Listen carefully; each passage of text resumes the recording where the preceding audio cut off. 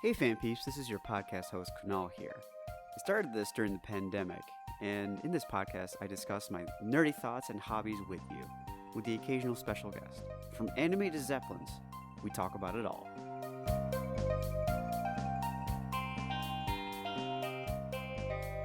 Well, hey everybody, fan peeps and all. We got a recurring guest. Hello. That was so sweet. Hey guys, it's Sydney here, friend of Kunal, back right. again. That's right. For my second time. Yeah. Yeah, second. There will be a third. Oh yes, definitely. If you'd like. Oh yeah, I'm coming back.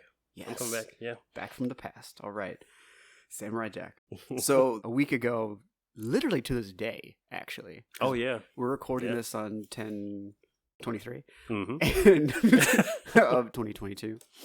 And last week, there was a situation where a channel that we kind of grew up on, not kind of, we totally grew up on. For sure did. G4, its first reincarnation, second time being on the air, just gets canceled. And they get canceled in the weirdest way because a news organization had some sort of source that leaked it to them. Mm-hmm. And I'll talk about that in the synopsis. But G4, all the staff found out through a tweet. A tweet, man, from Wario64. Yeah. Like fame leaker of things. And that is the most fucked up way to find out you've lost your job. I know. Is through a tweet. It's already bad enough that it's a Sunday and you're like, oh, great, I got the work scaries. Let me get on Twitter and forget the world. And like, no, the world's like, you can't forget us. Not at all, sir. Or madam, or person. It's 2022. Man. Yeah, so today we're basically just going to go over, I'm going to give a brief synopsis, and then we just kind of give our thoughts and opinions on it and, whatever memories we have. We prepared for this episode, but there's also a lot we're doing from memory. Oh, yeah. At least especially for me. The moment I saw it, I said, I was like, hey, we got to do an episode about this. Yeah. And I'm, one of the fastest responses, I was like, fuck yes. I'm throwing in the fuck, but the yes was there. It was very strong. Yeah. It was very, very strong. So basically 2002, it's under Comcast. There was another channel called Tech TV, which Sid will go into a little bit more in depth. But for now, it's like they were trying to be the equivalent to MTV that was to music, that they were trying to be the same to computers and technology. And so shows from the Tech TV days were Screensavers, Call for Help, Robot Wars, Thunderbirds, Anime Unleashed, Wired for Sex, Extended Play, Icons, Tech Live, Electric Playground, Cheat. Yeah. All right. So then 2 years later, they merged with Tech TV, so they become technically G4 Tech TV. Yep. Kind of wacky. Mm-hmm. But, And then a year later, a guy named Neil Tice takes over as president and basically makes it a place for, if you're a heterosexual male, you will love this place, essentially. Mm-hmm. They tried to make it as from 18 to 35. That's what their target audience was. However, this is the first of many examples of boomers taking over something to try and make money off of something they don't understand. Yep. And you're shaking your head again, just because that's going to come up a lot in this story.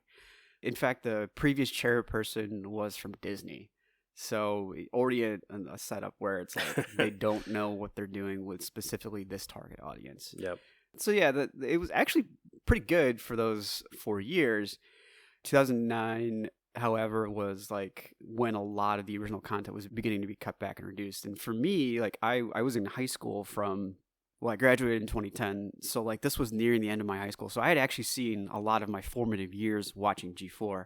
The vivid memory of my English teacher asking all of us, what's the best show on TV? And I raised my hand like a fucking dork. And I said, Attack of the Show. And he looked at me. He's like, no, it's PBS. And oh, wow.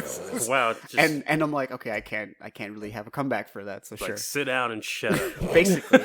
Yeah. There you go, Mr. Kelly. You win this round.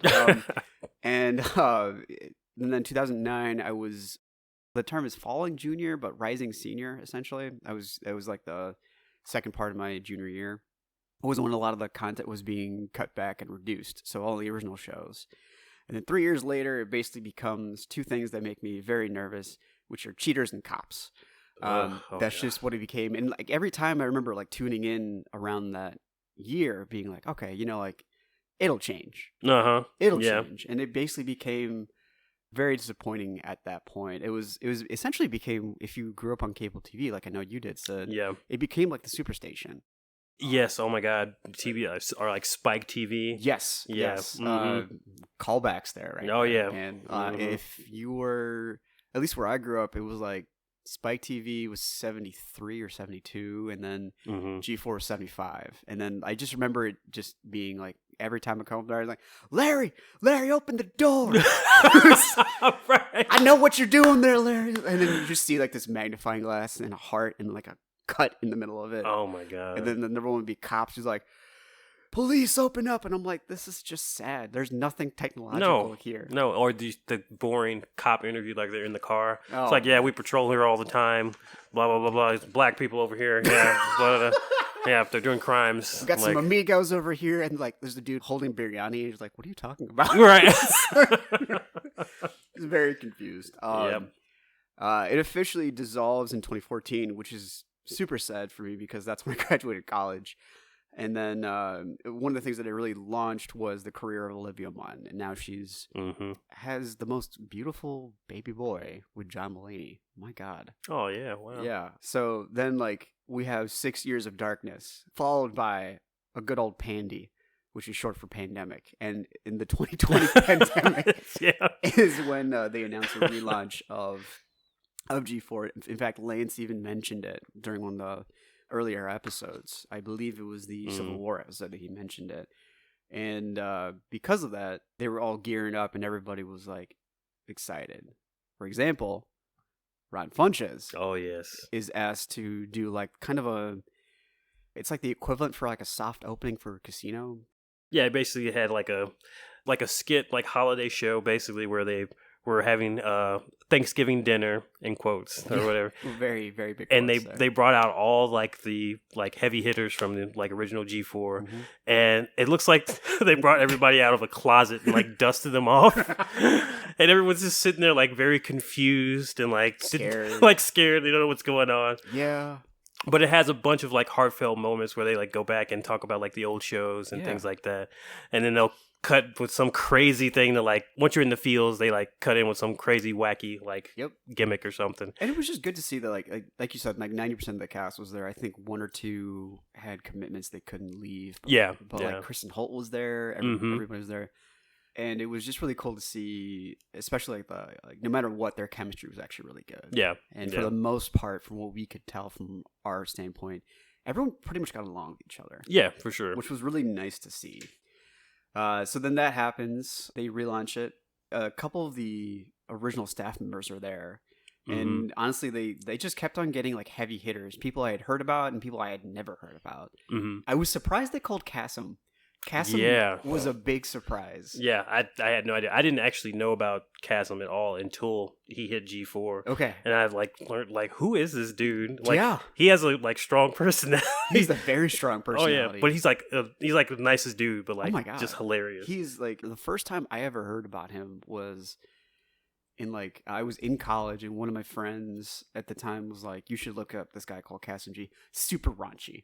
Super fucking raunchy. Would like interview porn stars, which wasn't like the raunchy part. It was just like the questions he would ask. Oh yeah. And it's kind of goofy. Like he looks like a little baby in those videos to what he is now. Oh yeah. He's aged greatly. That's not the problem. But like, it was just a matter of like, it's completely changed. And he said recently that, like, you know, like that was a very immature time. That was like when YouTube stars were popping up pretty strong. Yeah. Gina Darling I had heard about previously. She was she had done a bunch of different things. She was a go-go dancer. She was in WWE. Yeah, that's where I know her from. As an announcer. I didn't know about that until when I was doing research. I was like, oh, that makes sense, because then that's how like Xavier Creed or Austin Creed. Austin Creed come on the show. AKA Xavier Woods. Yeah. Right. Since I brought him up, for the guy that was supposed to be the host of the show, I never saw him there. Yeah, he's also in WWE, so like, okay, yeah, they're on the road like all the time. Most of the time of the year. So like, he was very, very part time. I was like, I loved him. I loved him when he was there, but I was just like, oh, like he even tweeted one day, it's like, if you know what these are, then you and I can be friends. And he's holding up the talismans. Oh yeah, and I was like, we would totally be friends. As long as you don't body slam me, please. Yeah, don't hurt me. He could do that. He could do that with his little pinky finger. Right. No. Yeah, they had the Black Hokage, Corey Smallwood, who I'd never heard about, but was really cool. And then Gerard Khalil, which is the completionist, yeah, which definitely got to start in the Game Grumps, and has that awesome beard. Oh my god, yeah, yeah, is a thick like desert dwelling beard, like he just. And then Uncle Adam Sessler showed up just to like put the cherry on top and everything. He put the foundations into the building. Honestly, and oh my god! Speaking of foundations, there was this thing on social media they put up of him dancing, which is a very strong word for what he did. Did you ever catch that? Yes. Okay. Yes. It's basically his hands on the table and him kind of moving his butt, and it was. Yes. I'm like, oh my god.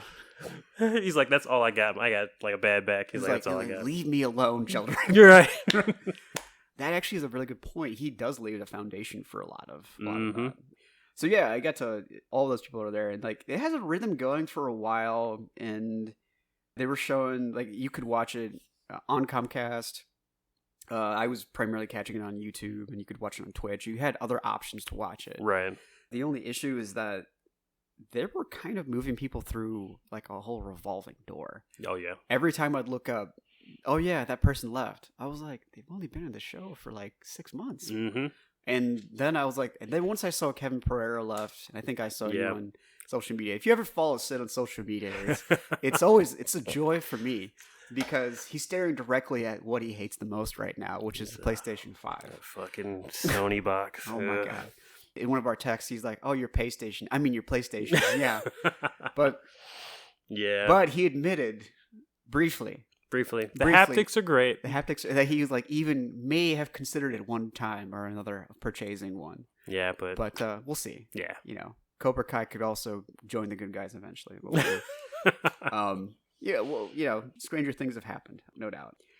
So yeah, then as I mentioned in the beginning, there was an email that leaked, and literally everybody found out on Twitter, which is the worst way to find out about losing your job. Oh yeah, when I saw it when the post dropped, I follow Warrior 64, so I saw that. I'm like, so that was already Gun Punch that was being canned. Absolutely. And then right under that, you see Gerard's response, like, "This is how I found out I got fired."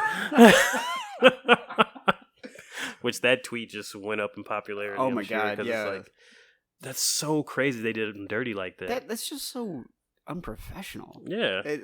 Unprofessional, mean, inconsiderate, like all of it. I'm just running out of synonyms because it's so messed up. Yeah. Like it's another example of boomers not having any appreciation for the talent they got. Yeah. And it just wasn't utilized. It was just a lack of respect, I think, too, for like most definitely all the work that those guys were putting in. And one common thing that I hear about on Twitter, like it seemed like, which we'll probably get into later. I'm not going to do too much about it, but give it a little teasy. But a lot of people fell off. It seemed like after the whole Frost rant, and which I'm like, I looked into that a little bit, and I'm like, the G4 execs supported her doing that. That was never an issue. However, she did say that the moment she got backlash and asked for support, she didn't get any. They threw her under the bus. Right. Yep. And we all know how that feels. And totally get why she left after that. And she's even said a bunch of people who I've know because of the relaunch and everything like that. I follow them, and a lot of them have said, I'm happy to give my 2 cents about what happened. It's not going to be an expose, but it's going to tell you what was going on. Right, really. Right. But even that being said, literally everyone on social media. Now again, it's social media. You may want to put your best foot forward. You want to keep things going. Right. Yeah. Even then, though, I'm very hard pressed to find them saying anything bad about their coworkers. No. For the most part. Yeah, everyone seemed to get along. Yeah, no one. Everyone was very cordial. Everyone was cordial. It seemed like the coworkers were supporting Frost too, as well. Yeah, everyone supported her. I threw a couple tweets and I at her supporting her, and I got a bunch of incels. Oh yeah, I don't think I told you this, but I got a bunch of incels just saying some equivalent of whatever you would see on Reddit in a bad way. It's like, fuck you, wow, what a bunch of woke slots or what here. And I'm like, dude, she didn't say anything that crazy. She didn't, right? She really didn't. Compared to the things that they say on Twitter. My God. It was just notification after notification of just getting like I got at least 5 different accounts telling me like responding to that my tweet going like this is stupid, like you're an idiot and stuff like that. I'm like, this is ridiculous. Like this is just a little thimble of what most women get on the social media, which I'm like. But it seems like after that, like people just like, oh well, since you guys are supporting this person for saying this, we're gonna drop off. And it seemed like the ratings and stuff, like people just said, well, fuck G4, we're off for that. Such bullshit. Like, yeah, even if that's true, like. Yeah, I don't know. You heard that like they've looked at the stats for that, or just like that sucks. And that's when the rankings start to. And then there's the hypocrisy of that because G4 then had, I forget who it was. I think she's like not a model, but there was a show where they had a woman on and she's in a tight bikini and she's sitting in a pool of like balls or something like that. Yeah. Oh, you're talking about what happened where she got injured?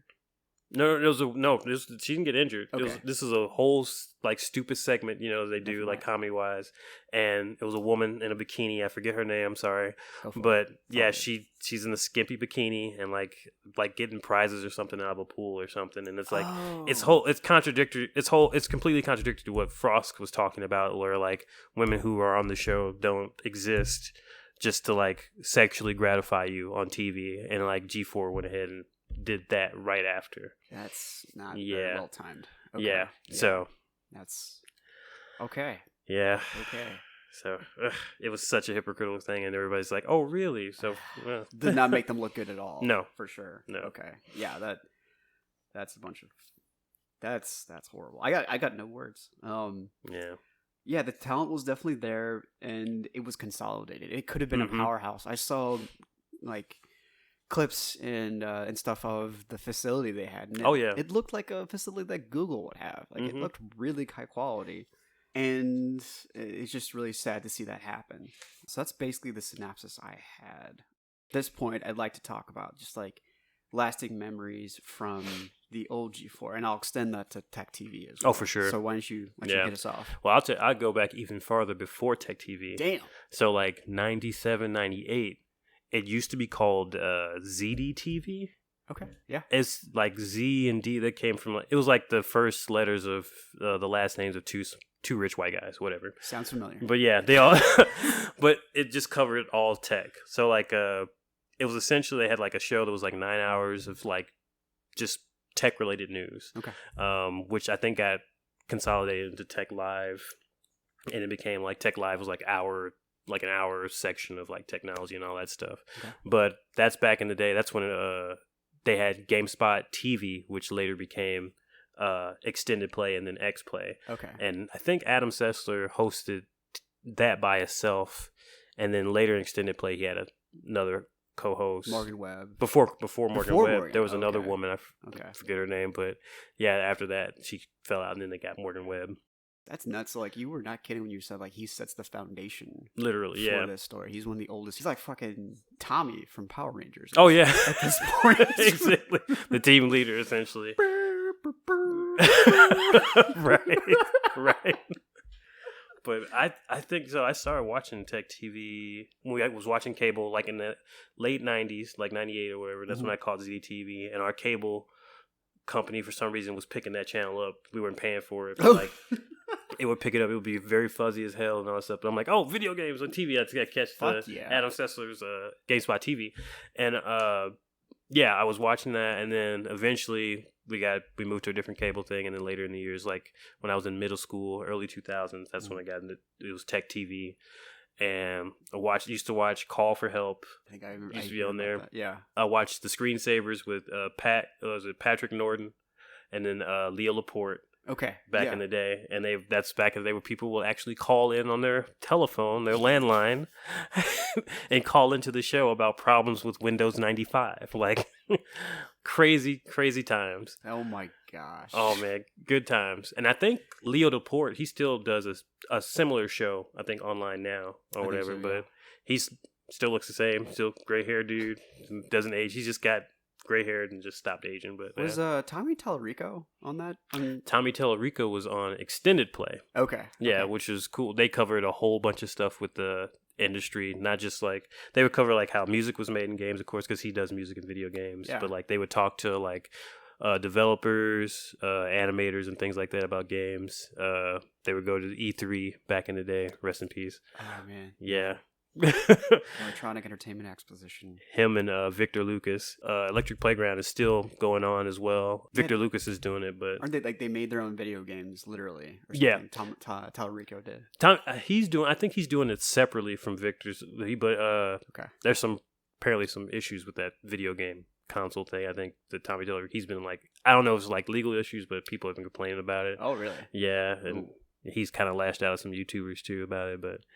Yeah, that's a whole another thing. Whole can of whoop ass over there. Yeah. Okay. But Victor Lucas, he still does the show, and you can go look at their new stuff, and you can also go back and look at their old stuff they have posted. That was another thing we talked about when we were warming up today. Like, there's a bunch of rabbit holes that you can go down for. Oh yeah. On YouTube for G4. Like, oh yeah, you can sometimes whole episodes. You can go back and watch like hours, 6 hours. Like somebody just recorded a whole day of like Tech TV or G4, and you can look at all the old commercials and segments they got. Absolutely nuts. It's crazy. Yeah. There's that damn elf bowling game they had during the holiday season. Oh my god! If you don't know what I'm talking about, Google just Google like Tech TV, that. Christmas elf bowling game they had on their website. They did that very briefly when G4 was there. Mm-hmm. Very, very briefly. Oh yeah. That's why I was like, "There's one brain cell firing on this thing mm-hmm. for me." Yeah. Okay. For me, like I have a couple like shows that definitely stuck out. Number one is gonna be Code Monkeys. Oh yes, Code Monkeys My was goodness, great because I loved that show so much because like it was literally like you were just watching a video game. Adam De La Pena, who's done some Adult Swim stuff. Oh yeah, and stuff. He hasn't done anything for a while as such. Mainly, a lot of his stuff has unfortunately been canceled. Oh yeah, but and I'm not talking about in today's sense, but more just like everything he's done, nothing's completed. Right, really. Right. And he created the show, and it was just a bunch of like goofy jokes and quips here and there, and you had to like just imagine looking at a photo with a frame, and then the frame would be cut out, and they would put like little quips and stuff around it. Like health bars and like timers, like video game stuff. Yeah. Uh-huh. Or little like there was even one part where like they parody the Knight Rider car. In one episode, and then like it shows up in the background, and like there's like text that shows up at the bottom of the screen. It's like, is that Kitty? Yeah, yes. Because they instead of Kit, they called her Kitty. Kitty, right? And it was just a weird, fucking memorable show. There was one time I was watching it, and very vivid memory of my mom sitting down and just like watching me watch Code Monkeys, and Todd, the guy with the horns on his head. Oh yeah, voiced by Dana Snyder, was just like saying all like he was just the office idiot. Yep. In that show, and did not know he was getting made fun of all the time. And it was the Cock Goblin episode. Oh my god. And so like of course that's when my mom walks in. and she's just like starts yelling at me. It's like, what the hell are you watching? What is this stuff? And there's even one time when she's reading a book and he goes even further into the Cock Goblin, and my mom just like is just reading, and I could just like there's a part of me that just remembers like her just like scripting the book more and more. It's just getting mad. And it's just getting mad at it, like nothing. It was just very weird, and we haven't talked about it to this day. So, and she's probably gonna listen to this episode eventually, so we'll talk about it eventually. But, oh my god, it was wild because Apple co-founder, honestly, in my eyes, like the founder of Apple, Steve Jobs, is more of an asshole. But that's my thoughts on it. R.I.P. Yeah, sure. Yeah. We'll give it to him. Yeah. It was just nice. It was a lot of snide jokes, a lot of goofy stuff, and Steve Wozniak was a guest star a couple times. In fact, like the story begins with him in the 80s. He's like, "Hey guys, I'm gonna leave and go work on personal computers." Yep. And I'll never forget the line the main character says is like, "Dude, that's just like a passing fad." Right. like MTV and I don't know. There's another example they gave. And I'm just like, sure, man. Right. Exactly. Oh man, it's so funny. Another one is going to be, because we were talking about the rabbit hole of things you can watch. A show that I really loved. It's called Icons. Oh yes. And they would go through literally. There would be a documentary, super digestible, very like fairly in depth for the time, and they would just talk about fighting games. They would talk about Street Fighter. They would talk about Nintendo, how it was formed, Crash Bandicoot, Spyro. They did everything, and it was a really good way of doing that. There's actually a channel you can follow on YouTube, and it has that done very well. Gaming giants are all over that place. Oh yeah. Another great one is one that I almost forgot to put on here yesterday. Was Ninja Motherfucking Warrior. Oh, dude. Yes. Bro, I And forget so, about that.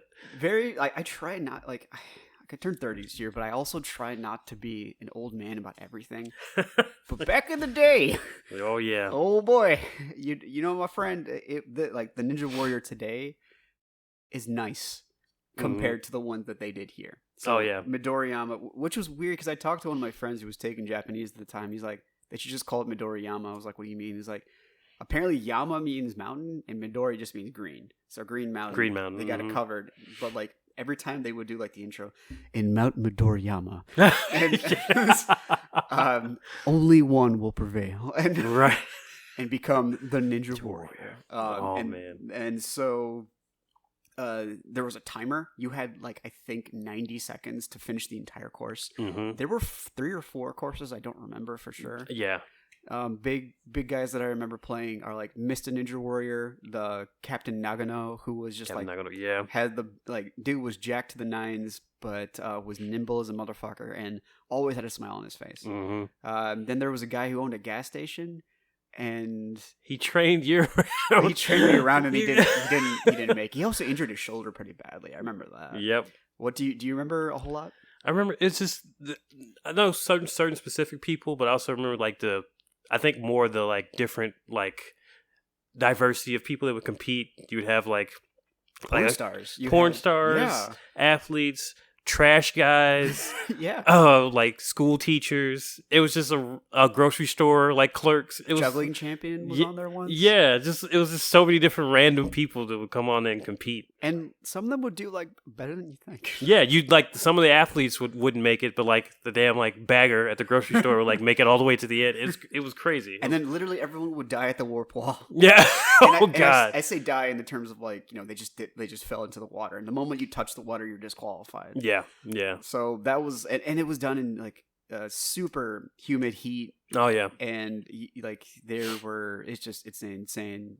There was one time where they brought the cast on Attack of the Show to come in and run the course, and it took them 6 hours to finish the entire course or something like that. Yeah, I don't know why they would do that, but I mean, why not? I don't imagine anybody from there getting through.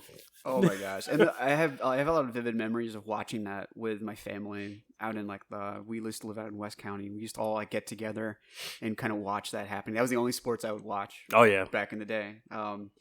Everyone died at the warp wall, and it's the version we have today it's cool to see that in a way it's survived, but it's much, much, much different than what it was back then.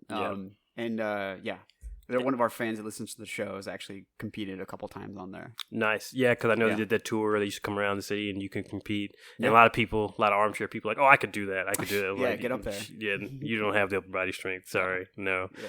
For me, it's an advancement from Nickelodeon Guts. It's once you graduated from Guts, then you would go on to Ninja Warrior. Whoa! Knights Legends of the Hidden Temple, Guts. Oh my gosh! Oh yeah! Before Mark Summers came on the Food Network for some reason. Yeah, random. So random. Yeah, man, Guts. Oh yeah, that was good stuff. We talked about them before. X-Play with Adam Sessler and Morgan Webb. Morgan Webb. Oh man, and the disavowed voice that would always talk crap. I always wanted to know who that was, but I never found out. Yeah. They were a good combination of bad cop and badder cop. They were very similar kind of. It's kind of like the Winter Soldier and the Falcon. Both of them are crazy cop. Yeah, exactly. Where they just both went around and were they're just super sarcastic as hell, and they were a good combination. Great duo. Morgan Webb is doing her own thing right now in some capacity. I know she has her own website and she's still doing stuff there. She was a model for a while, and then as you said before, Adam came from the pre-Tech TV. Right. Yeah. they had a bunch of like great shorts on that show, and then one that I love to this day that has not aged well at all, but I will love it nonetheless. Is Splinter Cell, Secret Agents Bob and Secret Agent Steve. Oh man, going around and saving the world one step at a time. I don't know how the fuck I remember that. Oh man, it's I remember. I can see it playing in my head right now. Literally, like, you just see them like climbing the. There's like and one episode that they had for that in particular was like. So basically, like, in this like Splinter Cell game, you could co-op and play with each other. It's still in the days of couch co-op. So what happened is like they, one of them was like, changed their names. So it was like, I am Thorax the Impaler. And he's like, okay, like that's great. He's like, and you are Steve the Vagina. And he's like, fuck you. Right. And he's just a dick to him the whole time. Whole episode. He throws a bunch of like flashbang grenades and like blinds him a bunch. Oh my god. Like, just fucks up the mission for him all the time. It's a great. There's even one episode where they go to the mall in live action. Oh wow. Oh yes, I remember that. Yeah. I couldn't find that for the life of me. But oh my god. But it was that's the wildest kind of things I remember from that show.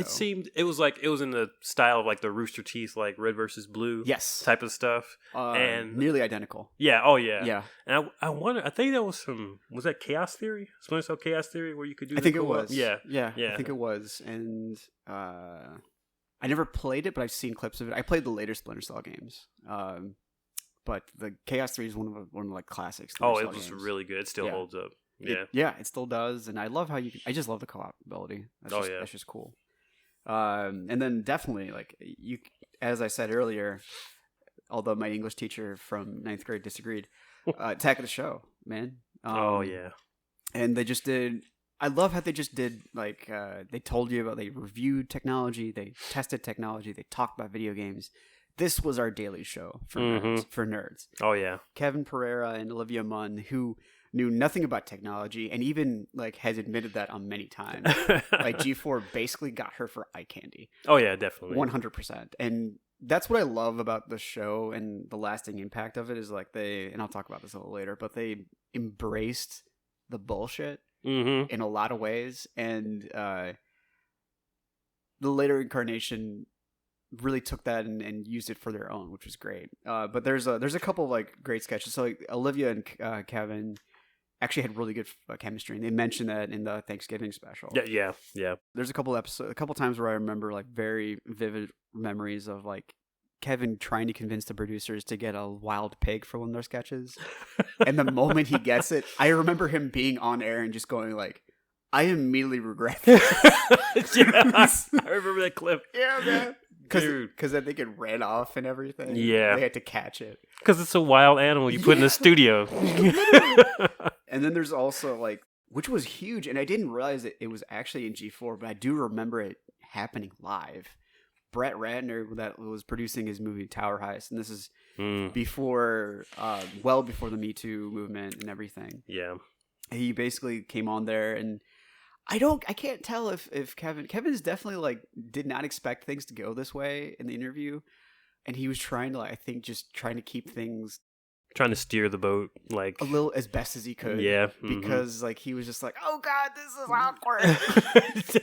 And to his, at least from what I could tell, he did a pretty decent job of keeping it going. But like that's where Brett Ratner came on and said a bunch of bullshit about or alleged stuff about banging Olivia Munn, not calling her Asian enough and stuff, or saying that she embraced her Asianness after that, because before it was Lisa. Just even if it's true or not, like just stuff. Don't say that. You don't need to say this. No. You're here to promote your movie. You're not here to try to like tear someone's career down. Yeah, that was total bullshit. Tone deaf and just offensive and all this bull stuff. There's a bunch of bull jive. And because of that, like the Academy got mad at him. They fired him, and he had hired Eddie Murphy to host the awards. Yeah. So that got canned, which we'll never see happen again. Yeah. Which we rarely get to see Eddie Murphy do anything. Yes. And now it's just sad. Yeah. Yeah. It's just he made fun of himself at like Eddie Murphy's like tribute Mm-hmm. Oh yeah, I remember that. Yeah. Yeah, which was actually a lot of fun to watch. Yeah. I didn't realize how many people loved him. Oh yeah. Really loved him, and that was really cool to hear. There was also a really, really like just a funny moment. Like Olivia Munn's reading off the prompter, and she goes, "Mick Hammer is selling a new kind of thing," and so Kevin just loses his composure and starts laughing hysterically. Yes. And then she stops and she's like, "What?" She didn't get. She's like, you read that wrong." And she's like, "What do you mean?" She's like, "You said Mick Hammer. It's MC Hammer." And then she starts cracking up. The next day, they get Kale from Keenan and Kale to come on, and play as Mick Hammer. And then he's like got the balloon shorts and then throwing like burgers to people. They like got Kale out of retirement. Oh yeah, to do that sketch. Oh yeah, ridiculous. A great gem from that era, man. My God. So tell me your times from G4. What do you love the most? Oh man, what I love from most that hasn't been said or that sticks from you from that era.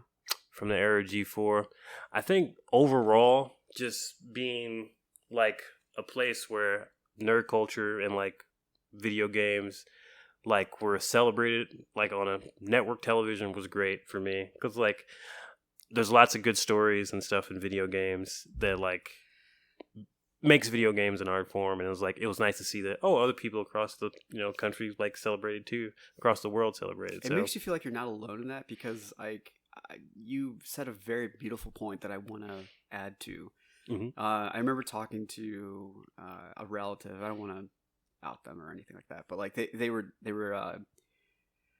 let's just say video games are not they don't love it the most, and they see the drawbacks of it, which there totally are. And I told them a story about like the game Mafia 3, and this is a big spoiler for that, so this is your chance to like skip forward or just like wait 30 seconds. I don't know. Go play that. The narrative's good. Great. Yeah. One of the best. Like, I'm too cheap to buy it, so I went online and I saw the whole story. Really, really good story. I just yesterday watched the DLC, which is like the one that says "No Stone Unturned." Yeah, yeah. So there's the main character, Lincoln Clay. Yeah. Big buff black motherfucker from like the 60s who Spec Ops Vietnam. Yeah, he's an orphan and he gets taken in by a black mafia family essentially that's running in a fictionalized city of New Orleans. And he goes off, joins the army, and comes back, and like he gets back to work helping them get their crime organization up. He just wants to live a peaceful life. Yeah. Semi-peaceful life of being in a mafia. But he's not like dismembering Vietnamese soldiers.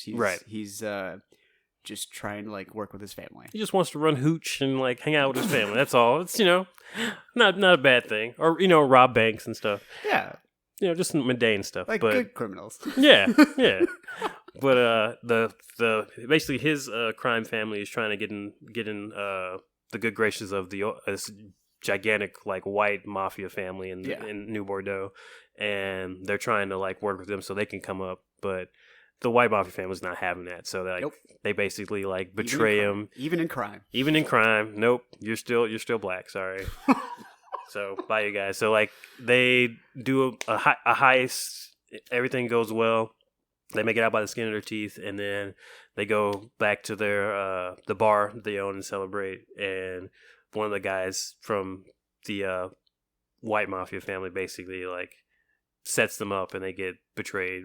Shoots Lincoln Clay in the back of the head, but he has like a metal plate in the back of his head. Yeah, I think he had some sort of surgery. Yeah, surgery, right? Yeah, so like it didn't kill him, but like left a huge scar. You left a huge scar, and they murdered everyone in his organization, like raised him and stuff. Even the father figure to like raised him and burned down their organization. And the priest comes by, right? Yeah, the black priest comes by and nurses him back to health, and like he figures out what happened, and Lincoln just gets extremely pissed. Yeah, like if you're gonna kill somebody who's a Vietnam vet, make sure they're dead. Make sure they're dead.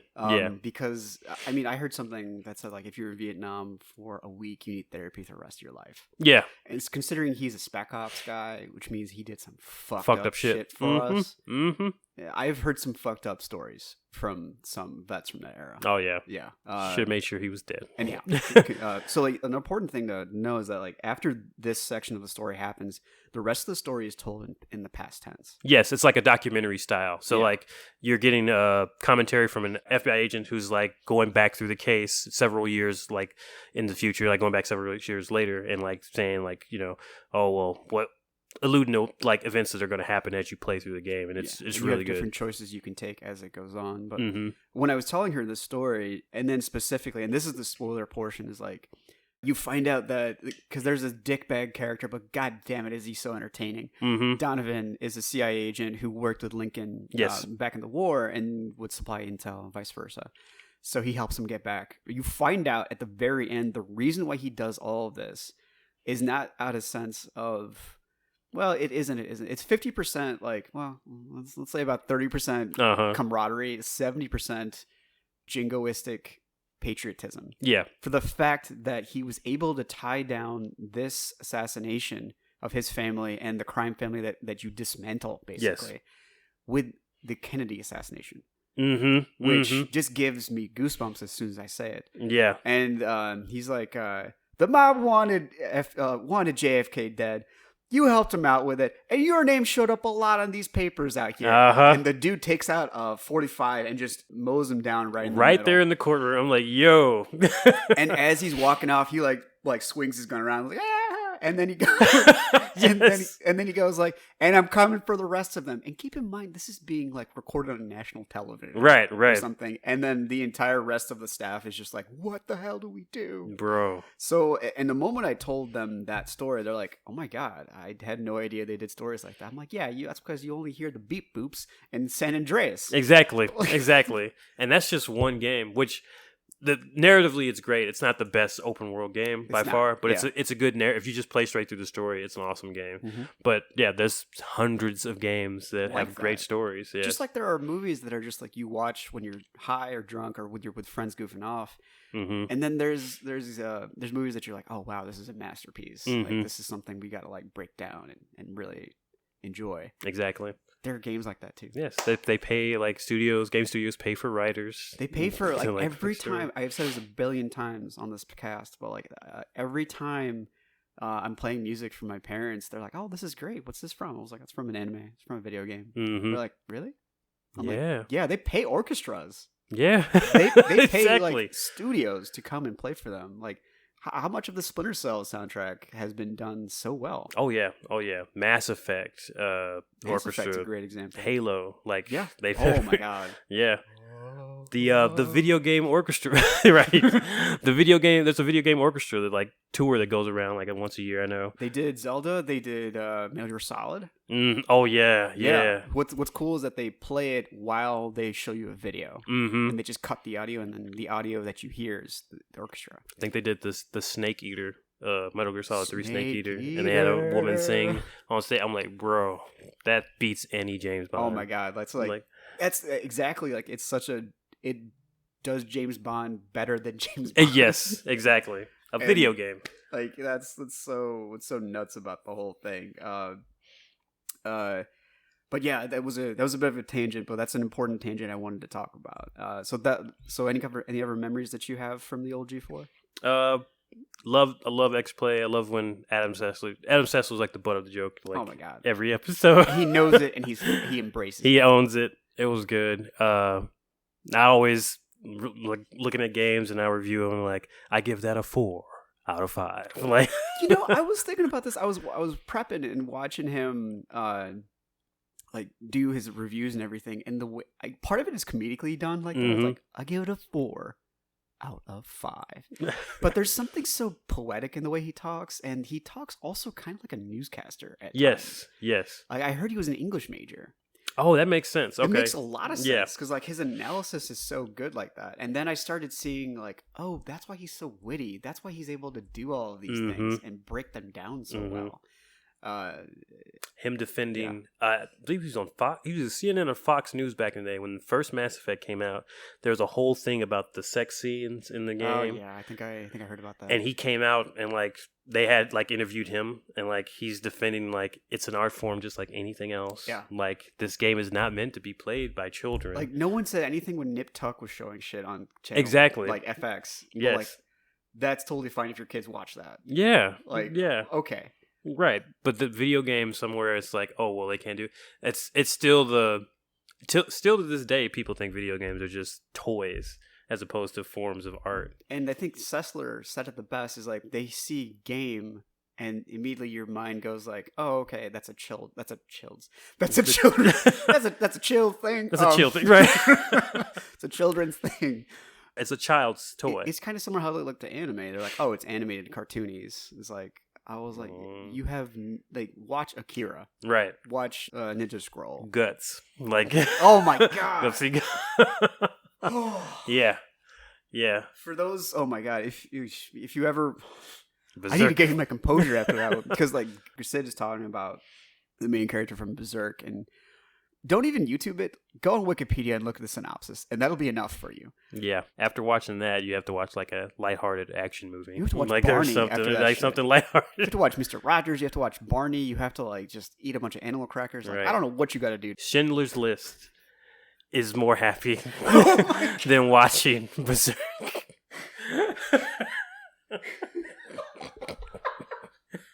Fuck. Yeah. Yeah. That is. Do you mind if I use that as an example? Thank you. Yes. Okay. Please do. I will. It's that depressing at times. Like, any other memories from the ocean? Little side. We didn't talk too much about them, but like under the icons, like the documentaries they used to do, they used to have Wired for Sex. Was a great episode. That. They did like how technology and sex were connected. Uncanny Valley. What was it Secret, Strange, and True or something like that? Vaguely remember something that. like that. They had those good documentary shows. I really enjoyed those too. Yeah, cool. I also enjoyed Cheat. Oh yeah, Cheat. Kristen Holt. Before then, was it Corey Rouse? I think so. Yeah, I think so. Yeah, they had Kristen Holt on there, who was this beautiful host, and I haven't looked at it enough to know like how much she was really into video games, but she definitely knew everything she was talking about. Oh yeah, out there. There's that discourse that she's just pretty and she doesn't play video games. Same thing with like Morgan Webb. Right. Morgan Webb, I know, knew her shit. Yeah. Mm-hmm. Knew her shit for Olivia Munn did not. Nah. She did not. Kristen Holt, I think the problem was like she really just got relegated to talking about cheats. Mm-hmm. And I don't know how much of a background she had in it. I don't think she got the opportunity to show it. Yeah. I will say that. I don't want to say she's not a true gamer girl or anything like that. And no shade to her. She was cool, but they definitely put her there because she was pretty. I remember. Yeah. Corey Rouse was the old host or whatever. He always had that saying, "If life's got you down, throw it into God mode and keep kicking butt." Honestly, that's a great frame to go to. But I think that might have been a boomer choice to like, oh, we'll put the pretty girl here and give her. Yeah. So like, I don't know. Like, I don't know.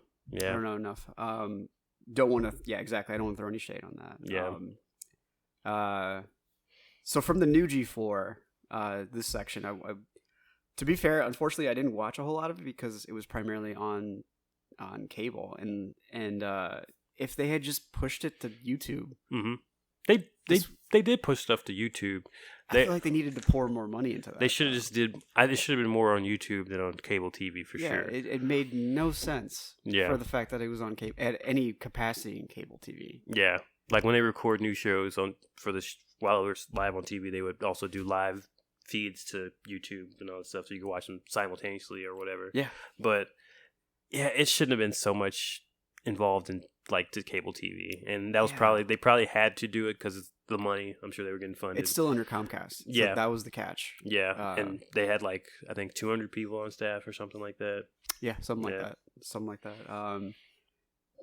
But like whatever I did see, I did enjoy it. I think that it's one of those shows that it's kind of like Toonami. Like we have fond memories of it. It introduced us to anime and great TV shows. Mm-hmm. But it needed, if it was going to start like, and it's running now still on cable TV. Oh yeah, yeah. But it needs to change if it wants to survive. Yeah, honestly, it has too much of its toe in the nostalgia pool. Yes, and with YouTube now, you have like thousands of people that can review games, and they do it exceptionally well. Honestly, yeah. Yeah, so like, I don't know, like, it's not an easy answer. I don't have. It's like we both saw TGIF. Mm-hmm. As kids, and like there's fond memories of someone hosting that kind of atmosphere, but like you need to pivot, you need to move on with technology if you're going to keep this kind of entertainment going. Exactly. Like G4 could be a powerhouse. Mm-hmm. It had the talent, it had the money and the funding. Well, at least for the most part. Yeah. It had the facility, it had the system for it. Let me say that, and it could have been something fantastic. All right. Well, what I did like was the level of diversity. They got a great, talented people who knew their shit and were talented in their own rights. They leaned into the wackiness. They didn't hide from it at all. Oh yeah, because they couldn't. And it introduced me to a bunch of new people that are like way too much to name out here. I'll probably put them in the show notes, from like Will Neff, Gina Darling, like Xavier Creed, TBH, Corey Smallwood. Yeah. Who's just a super cool guy. In terms of like life and video games, he's just a super cool guy. Yeah, they had Fiona Nova. She was yes. She's actually a voice character in the Gunk, a game that came out I think either this year or last year. Oh no way! I didn't know that. And she voiced the character, and I like the back and forth with her and Cassim. They always they actually got along really well. Yeah, they're like brothers and sisters. It was awesome. They were, and even Avali. Avali was hilarious. She left because she needed to figure some shit out and whatnot, but she was so entertaining. She was a huge JoJo's fan. Oh yeah. My God. And they did like anime summaries in one episode. Like there was just a lot of goofy stuff that they had, but so yeah. I like their format of having like a podcast kind of setup where like we're doing right now, where they would just talk about media going on. And I think that was a great because Cassim would head that. After Kevin left. Kevin said he was going to come for a short time and then leave. Yeah. Which I thought was really cool of him to do. 2 episodes in particular that I really liked was the one when they did Ghost of Tsushima with Frost and Sessler. Very well done. Gave me more appreciation for the game. Oh yeah. And then the Sifu episode with TBH and Sessler, because not only did he relate it to Hong Kong cinema of like the 80s and 90s, but he brought like newer games that are coming out too at the same time that had the same kind of feel. Yeah. It got me to appreciate Sifu more, honestly. Which is fucking hard. It's so hard. It's good, but it's hard. Like, so I played more after like you came, and I got to the same part, and I'm just like, I'm so tired right now. I need to put this down for like a month. It's such an interesting game because you'll hammer through your first playthrough like, oh, I got this, I can do this, man. And then you start aging and aging, and then soon you're gonna be in like a walker and get to the end. Oh man. And I'm just like, dude, like revenge isn't worth it, man. Right. It's like, I'm just gonna go home. Yeah. As long as they're not taking over the world, I'll let this go. Right. So yeah, they had the wackiness of the original days. Sometimes I felt like they were trying to recreate it, but honestly, it seemed like everyone had fun. Yeah. It was kind of lukewarm at times, and I feel like the morale was kind of down. Like there were so many things that we're gonna find out probably in a coming future, probably by the time this episode is live. And I felt like I enjoyed it more if it had better backing, if it had better direction, and everything like that. What are your thoughts on the new G4? Yeah, so I loved Vibe Check with Cassim and Fiona and Kevin Ferrer. Like it was great. Just them just like shooting the shit and like just being funny. It was nice. That's a damn good point, because like they grew up with Kevin, and like to see them like to be able to work with their like the guy that made the show that they're running now. That's crazy. That's cool. Mm-hmm. Like there was a part where like they mentioned Kevin had like skin cancer, and so he was like, and Gina came on her stream later that night, and she was like, I had to work really hard not to cry while he said that, because I was so scared for him and everything. It's also like right after they got canned, they all met up at Gina's place and were having a stream, and Gina was crying. Yeah, and they were like, they started a fund for like get Gina to stop crying, and they made like a couple $1,000 or something. Yeah, it was really cool to see that work with Adam Sessler. Like, they did a great Kingdom Hearts episode, which basically encapsulates my view on Kingdom Hearts. I'm like, the same way. The same way he feels. Like I just can't. It's like I missed it.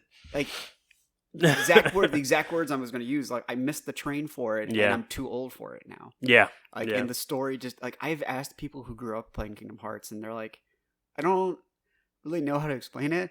And then, like, there's even a song called "The Story of Kingdom Hearts" by Ninja Sex Party. Oh. and they're like, I mean, there's these Heartless, and they just make fun of it because they're like, we have no fucking clue. We know what's going on, right? We can't know. No one knows. It's like Final Fantasy mixed with, hey, remember that Disney film? Remember Toy Story? Remember Lion King? Remember all these great shows you had as a kid? It's like, yeah. It's like, well, yeah, they're a game. Yeah, you can go visit the area and play. I don't know. I tried to play the new one. Yeah. And I was just like, this is dumb. Yeah, like it just doesn't work. Like it's one thing where like I've talked to my friends about Dragon Ball Z today, where it's like we introduced it when we were kids. Yeah, and it's still going.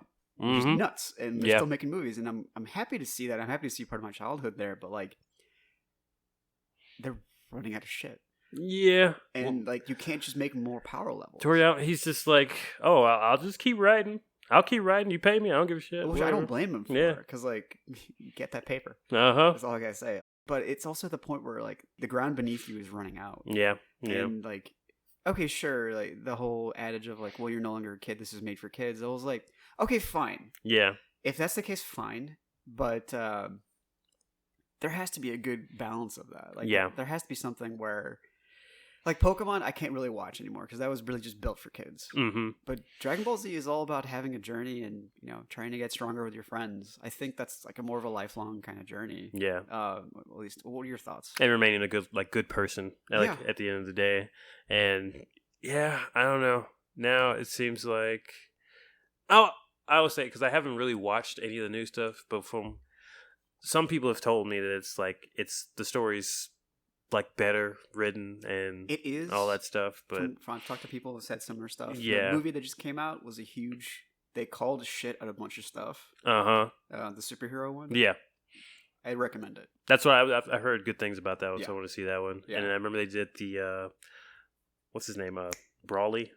Yeah, Brawly again. They actually made him a 3-dimensional character. Yeah, instead of just a Hulk with Psychopath. yellow hair. So yeah, they made him a like. I actually loved what they did with it. I didn't like the voice actor because he's in some shit right now. But I know, right? No. Thor was stoned, man. It's getting crazy. Yeah, yeah, man. Whole nother can of whoop ass. Yeah. What else did you like from the G4? I think you mentioned Reggie was on. Reggie Fils-Aimé, the interview they did with Reggie Fils-Aimé was really, really good. Yeah. I forget the interviewer's name. Black dude. TBH? Or was it Corey? It wasn't TBH. Was it Golden Boy? He had glasses. Yeah, Golden Boy. That was Golden Boy. Golden Boy. That's right, Golden Boy. And he did that. And man, it was really nice to like hear basically the perspective. He's a black individual in the gaming space, very huge, like working at Nintendo, and also like being inspirational. He's like, saying like, if you're black and you want to get into this space, there are several avenues for you to do it. He's a very good mentor. Like, he's a good role model. Like, I looked up to him like in Nintendo days. He's beloved. Oh, he's beloved in the industry in general. Like, even outside of Nintendo, it's like everybody loves him. When he left, and when Bowser took over the company, which is hilarious. Yes, that's all. It's great. There's a guy named Doug Bowser who took his place. Yes, and just you could. Yeah, real life is often more funny than not. Yes. Yeah, he's still. I don't know what he's up to these days. But yeah, I think he's been given lots of guest spots on different stuff. They had an Xbox conference. I remember a year or something back, and they invited him on. And he's like, I don't know why I'm here, but thanks for inviting me. Like, I like Xbox games too.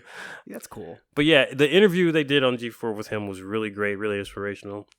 He had a lot of kind words for people of color who wanted to break into the industry. That's awesome. And yeah, I would love to mentor under that dude because I'm sure he's got some stories. Oh, I bet. For sure. I bet. And yeah, I also love this fact that he was open, I play games on PlayStation and I love Halo on Xbox. Which is so refreshing because I don't know, they kind of feel like mafias from how they operate with everything. Mm-hmm. I mean, it's not like you hate PlayStation or anything, but but I have a soft spot for PlayStation. Yeah. Yeah, I mean, don't get me wrong, man. I have all systems now. Technically, PlayStation is also being run by a boomer. They have no clue what they're doing technology wise.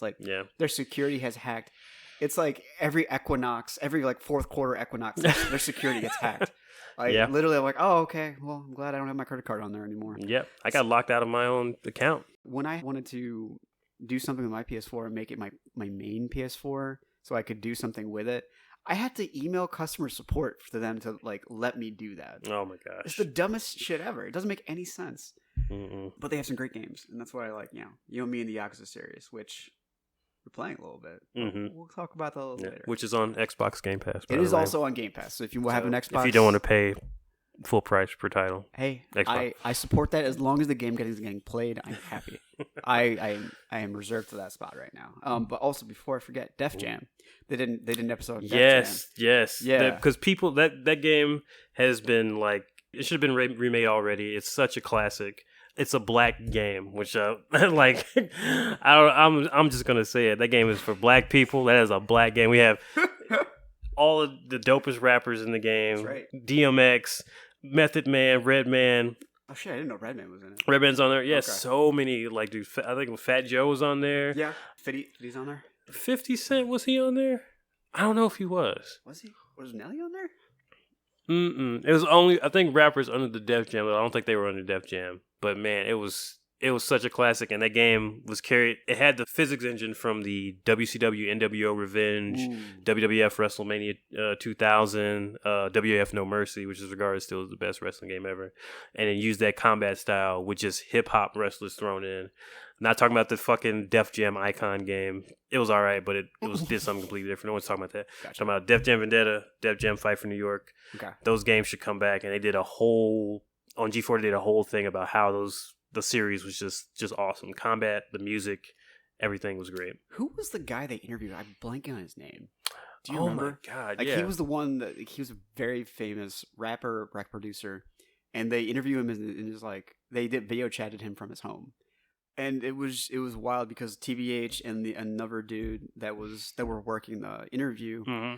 It was really cool to just see how much they loved the game, how much it had an impact on them, and everything. Yeah. And I had heard about Def Jam, but I was a punk bitch. I never got the game.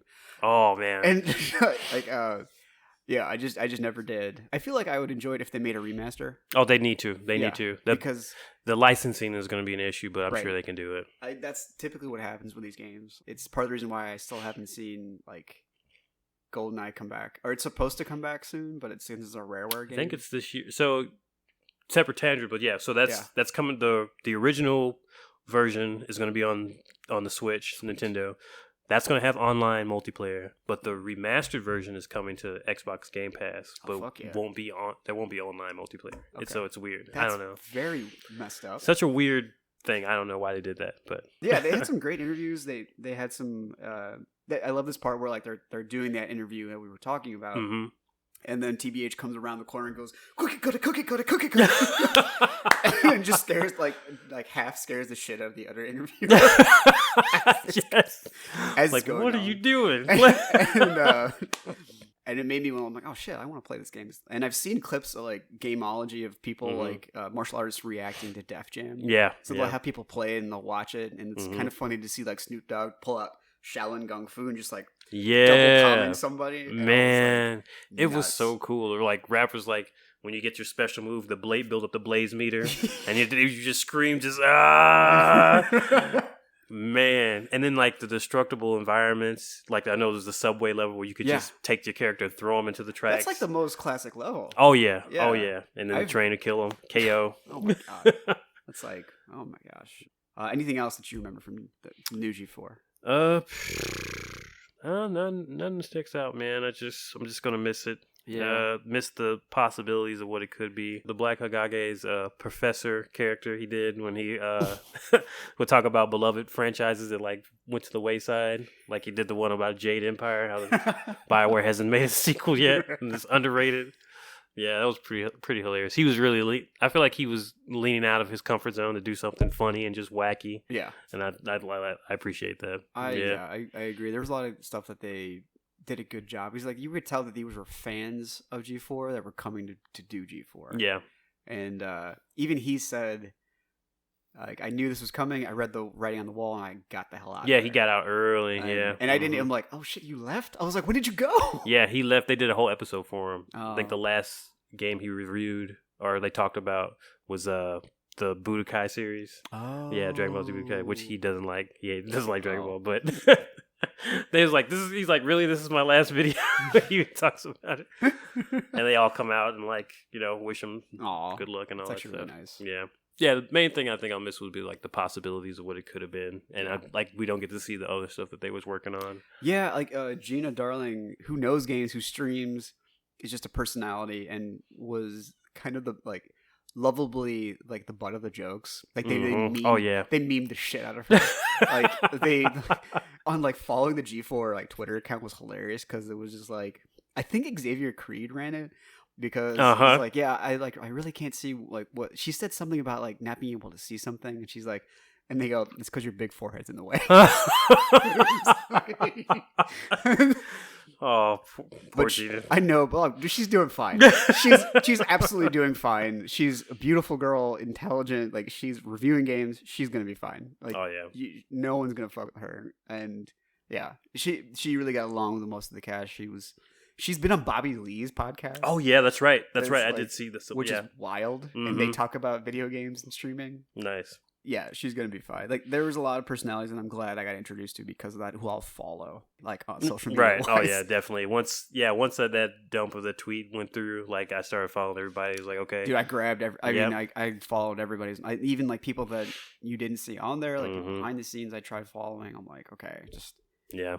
Because like often when this happens, follow the talent, not the production. Exactly. When this happens, that's the best thing you can do. Yeah. Because typically, like if you look at Nolan's films, a lot of the actors tend to be in the same kind of rotating amount. Oh yeah.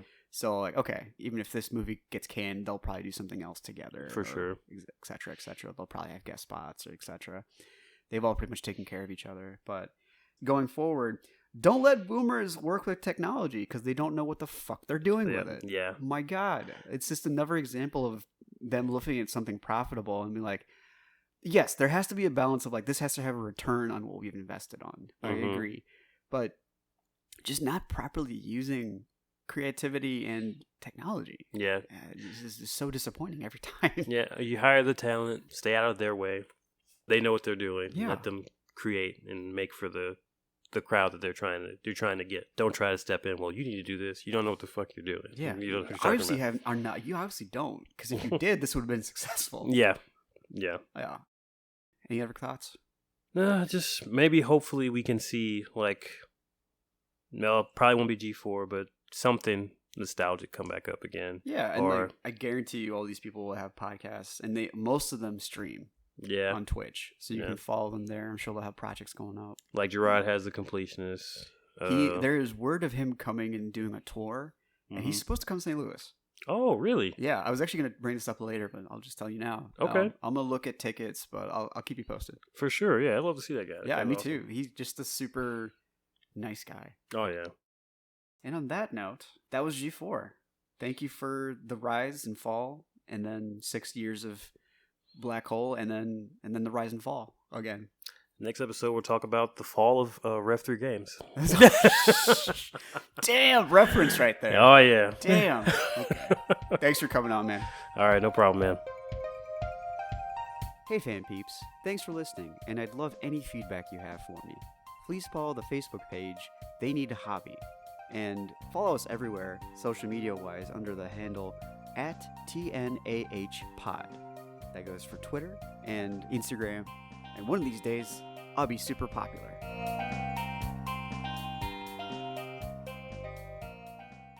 Pineapple belongs on pizza. Yeah. I'm fine with that. I have no problems with that. I've just been canceled.